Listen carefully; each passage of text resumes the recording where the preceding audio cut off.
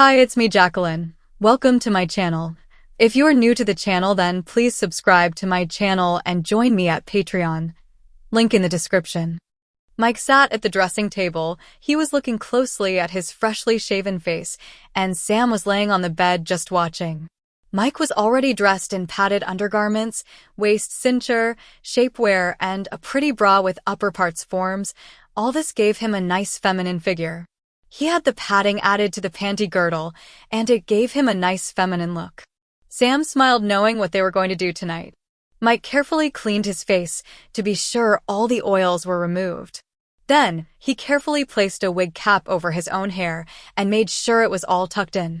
Using a couple pieces of surgical tape, he arched his eyebrows by placing the tape on his forehead above where he wanted the arch to be and running it back over the wig cap.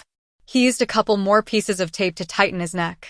Then, looking closely at his newly arched eyebrows, he carefully removed a few stray hairs. Sam had seen this transformation many times, but just loved watching Mike become Michelle. He then applied a high-quality moisturizer, and while that set, he put a coat of dark red polish on his fingernails. This matched the polish that was already on his toenails. His nails were short, but with polish on them, his hands became feminine-looking. When that coat was dry, he added a second coat, followed by a clear top coat. Mike again looked closely at his face and removed a few more stray hairs from his eyebrows. Then carefully applied a foundation, being sure to cover the tapes and run it down into his cleavage. He went through foundation faster than the average girl. He opened a drawer in the dresser and removed a very pretty, painted, wooden box with Japanese characters on it. From it he chose the makeup that he would use tonight. He carefully used an eyebrow pencil to highlight his brows. Not too much, but enough to make them stand out. Then came the eyeshadow, a light cream color on the upper lid and under the eyebrow, then a little touch of smoke at the outer corners. The mascara came next. He didn't really need a lengthener. The length of his eyelashes would put most real girls to shame. He elected not to use an eyeliner, but did add a very light coat of blush. He again looked closely at his face and was happy with what he saw. He had learned a long time ago that when it came to makeup, less was more. He took a jewelry box out of one of the drawers of the dressing table and opened it. He removed a pair of pretty earrings, removed the studs from his ears, and attached the earrings. These were a long turquoise pair that looked like small dream catchers that hung about 1.5 inches from the earlobe, and they were his favorites. About 6 months ago, he had gotten brave and had both ears pierced. He had taken a lot of kidding at work, but he had made up his mind to do it, and he told everyone that it was his fashion statement. He got up, walked to the closet, and came back with an auburn human hair wig. This was one of 3 human hair wigs that he had. They were expensive, but worth it. They had spent 2 hours at a wig salon picking this one out and having it styled. He carefully applied the wig, using bobby pins to hold it in place, and brushed it until he was happy with the look. Going back to the jewelry box, he took out a women's watch and a bracelet that matched the earrings and a number of rings. He placed 3 rings on his right hand, and on his left hand added 4 to his ever-present wedding ring, including an engagement ring with a large stone, not real, but a good cubic. These 2 rings kept him from getting hit on when he was out. He loved it that he could pass as a woman, but didn't like getting hit on. Besides, he already had someone. He stood, turned, and looked at Sam, saying, "Well, do I pass? You amaze me every time I watch you. You go from a very handsome guy to a very pretty girl in no time. You have mastered makeup and I think do a better job than I do. I've had a great teacher and role model." Mike got up, went back to the closet, and picked his outfit for tonight. It was going to be a girls' night out, casual dinner, and a movie. So, it was going to be comfortable dress. He picked out a pink silk blouse and a pair of white shorts. He knew most real girls don't wear pantyhose with shorts, but he just loved the feeling that the nylons gave on his hairless legs. He slipped on the shorts and zipped up the back zipper, put on the blouse, leaving it untucked and the top 2 buttons unbuttoned to show his cleavage. He took one last item from the jewelry box, a very pretty choker, and placed it around his neck. He used chokers to hide what little Adam's apple he had. Finally, he slipped his feet into a pair of sandals with 2-inch heels, then did a little spin to show his outfit off for Sam. He stopped and smiled.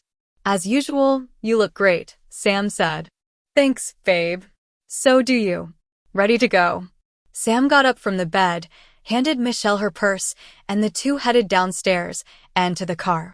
They drove to one of their favorite restaurants, had a very nice meal, and were treated as they appeared, 2 girls out for the evening. Then it was off to the mall and the movie. They were early, so they window shopped for a while.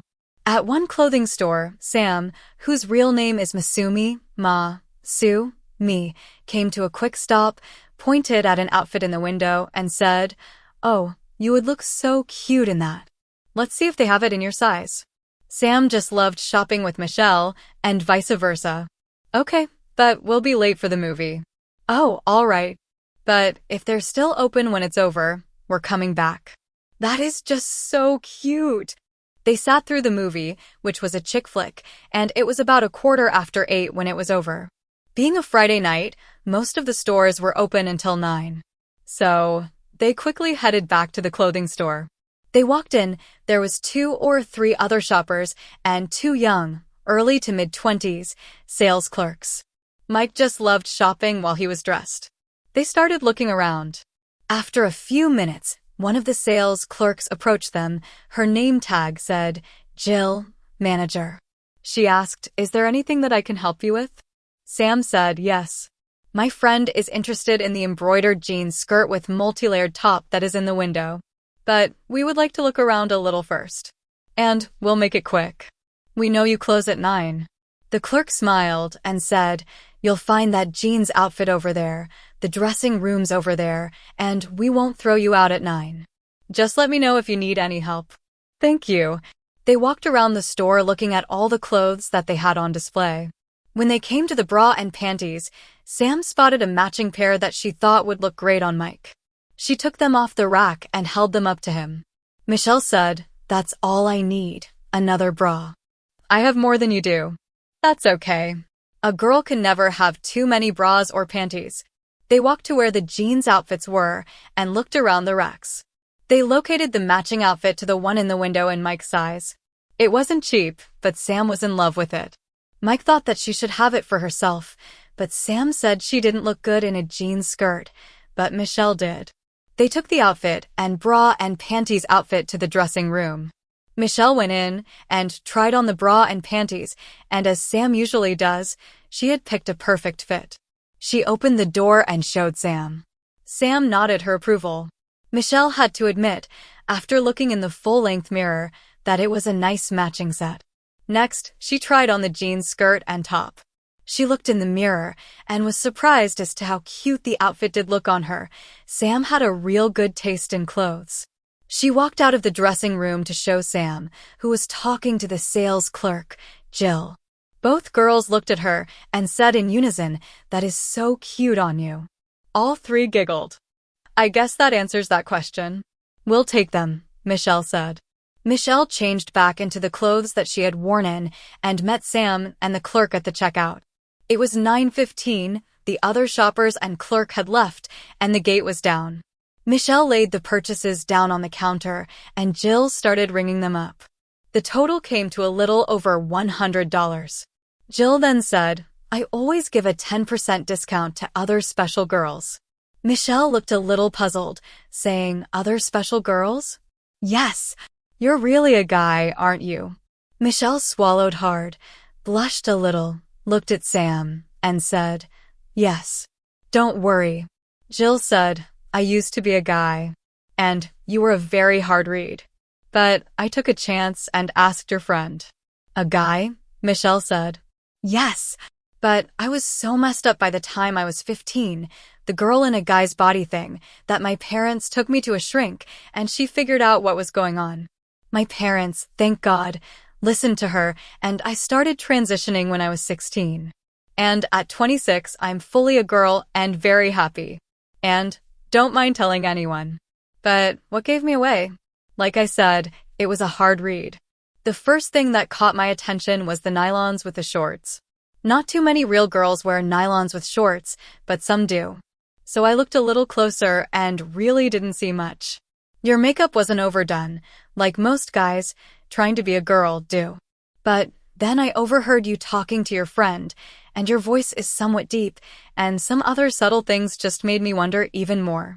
So, I asked, "You're very pretty and very passable. And it takes one to know one. The chances of you being read are so small that I wouldn't worry about it. It's really great that you have a friend like this to go out with. Sam is more than just a friend. She's my best friend. She's my wife. And she's the one who really brought me out." Oh, wow. That is so cool. You found someone that loves you for you, and you don't have to be Mr. Macho all the time. I'm so happy for you. You two come back anytime. They all just smiled at each other. Jill opened the roll-up gate and let the pair out, giving them both hugs. The rest of the night was spent as a couple deep in love would spend it. The beginning. This relationship began during Mike and Masumi's high school years. Masumi was an international exchange student from Japan and would be spending a year in the United States, going to school and learning about the country. Shortly after she arrived, her host family had a welcome party for her. And, of course, Mike, as president of the National Honor Society and a member of the school swim team, was invited. He wasn't a big party person, but figured it was his duty to go and welcome the new student, and he wouldn't stay long. Mike arrived at the party, and there were a large number of cars parked on the street. He was glad he had walked, since he only lived 3 blocks away. Luckily, the day was nice, and the party was held in the host family's large backyard. He followed the fancy party signs that said, "This way," with an arrows pointing the way to the side gate in the high wooden fence. There must have been 100 people there. Kathy Ryder spotted him first. She had a little bit of a crush on Mike, but Mike liked her only as a friend. Kathy ran over to him and said, "When did you get here?" "Just walked in the gate." "Great. Come on, let me introduce you to Masumi. She's really cool. Then you can grab some food.